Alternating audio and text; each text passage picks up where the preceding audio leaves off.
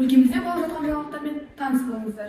Ауылға жобасы аясында үйлер салынды. Биыл көпбалалы отбасылар және қаладан ауылға жұмыс іздеп кетілген отбасылар үйлі болды. Ауылымызда мектеп, мәдениет үйі, бөбекжай, медициналық пункт, жатақхана бар. 2007 жылы ауыз сумен қамтылса, биыл әр үйге кіргізілді. Ауылға кіре беріс жолда жөнделіп жатыр. Өткен жылы электр желілері толығымен жаңартылды. Елді мекен көгілдір отынмен қамтамасыз етілді. Енді бұл жобаға қатысатын адамдар ең бастысы қалада тұру керек. Біздің облыс бойынша енді Орал қаласында және Ақсай қаласынан. Енді өзіміз бәріміз де білеміз ғой, көптеген тұрғындар қалада пәтер жалдап тұрып жатыр және тұрақты жұмыстары жоқ.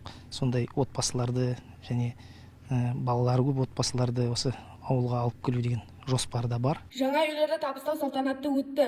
Салтанат жиынға Бөрлі ауданының әкімінің орынбасары Имашев Дулат Бауыржанұлы қатысты. Ауылымыздың әкімі Дотан Мұхитұлы баспаналардың кілтін тұрғындарға табыстады. Жаңа үйлер ыстық сумен, газбен, жылумен, электр желісімен қамтылған. Баспана иелері өз ризашылықтарын білдірді. Баршаңызға амандық, дендеріңізге саулық, еңбектеріңізге жеміс тілей отырып, ауылымызға жасалған барлық бастамалар сәтті өтсін.